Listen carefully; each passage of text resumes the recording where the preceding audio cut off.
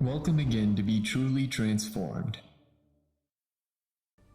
Have you written off your life? Have you given up on the hand that has held you till the present age? Are you trying to send the message of defeat to the coming age? That you have tried all you could, but you lost eventually to the pursuit of your happiness? Do you want everybody that hears your story to believe that it is never wrong to quit?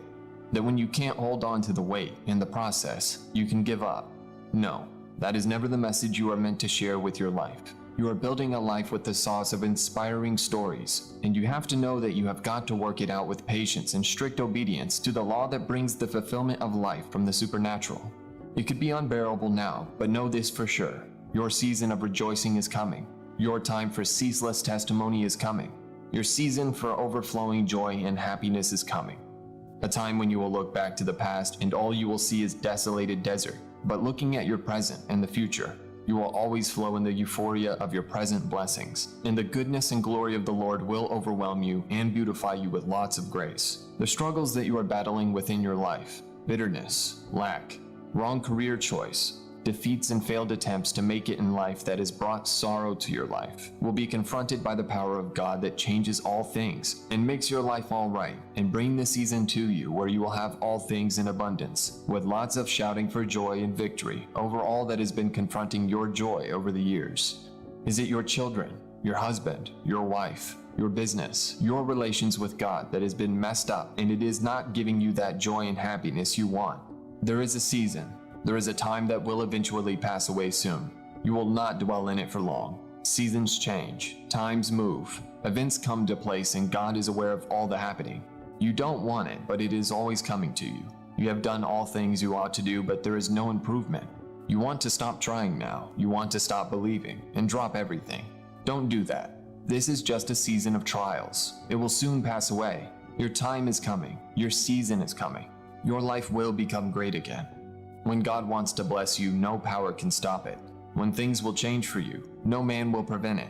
When the things you have been praying for are about to come, no force can stop or hold it back. Anytime it is your season, nobody can stop your flow, but if it's not yet your time, you can't force it. God sees all things, your season of all things. Your season of rejoicing is coming. You have to wait now for the time to come. It is God that has all power to do all things. Your investment increase and opportunities will come to you. You will not struggle when the time finally comes. Your joy will be made complete when you have gotten to the season where everything will easily work for you, with little or no much work. Don't accept the offer that is coming from a mocking world, trying to tell you how miserable your life has become. You are strong. The world wants to see you cry always. Your situation will never go if you keep paying attention to the pains and the sorrows it has inflicted on you. That is the intention, to make you cry, but you have the best decision to make in taking your life to a greater height, to flee from the sorrowing and lonely life and embrace freedom from sorrow and see the brightness of the light that will shine on your path in the future. The future is never too far. The future is with you. The future is always in your hands to create. You are going through a hard time, but you have to remember you have a future that you must not forsake or forego. You have your dreams you must stick to. There will be nothing to live in when the hard time passes because you have not prepared yourself for the life coming to you. Where will God bless in you? What will attract that blessing? Upon what will your blessings come? You see that even when nothing is working well, when your happiness has been destroyed, and your life is without a reason to live for since there is hope, since there is life, you have to keep your hope alive. You cannot give up while you are alive. The life you have is a great blessing, and every morning you wake up is an opportunity to renew your intentions and be grateful for the days are getting near that you will enter into your season of rejoicing.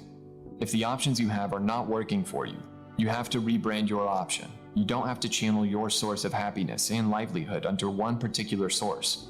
It is dangerous not to correct your mistakes. You have to learn from your mistakes earlier before they cause more damages. You learn every day. You improve yourself every day.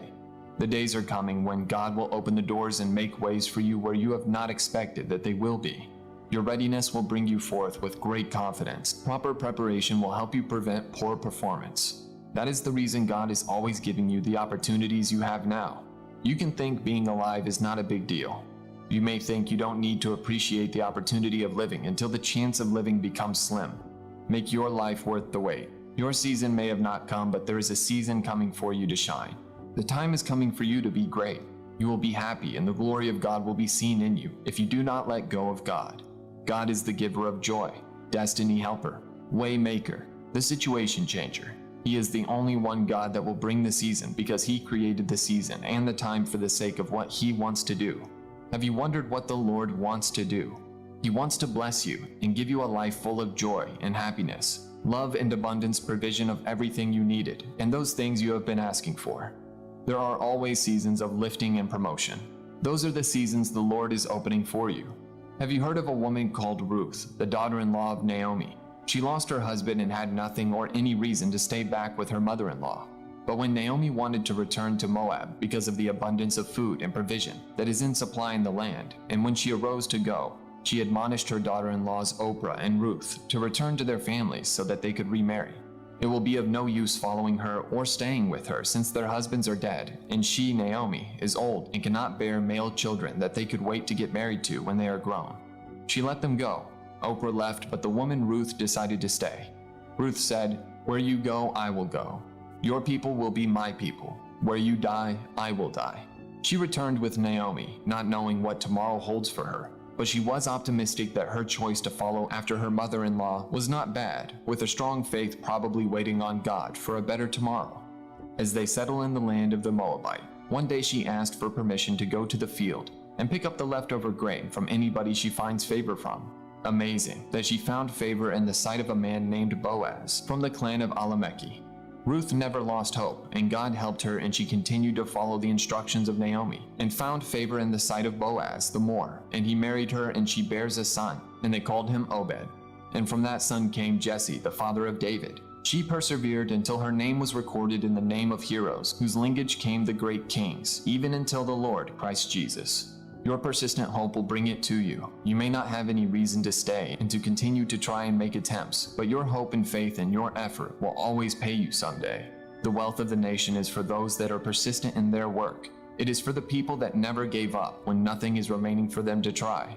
You have to trust your efforts and stand to see that tomorrow could bring in another season of breakthrough and success in your course. If much and it is not yielding, if you have submitted that letter, that proposal, that request, if you have invested in that idea so much and it is not yielding, you have to build a great faith that can make things work for you and turn things around for you. You are close to your season. You have the life that will attract it to you. You cannot let go now. God has not forgotten you so quickly. You have to be ready to smile again. You have to be prepared to dance that David's dance again, because your life is about to change for good.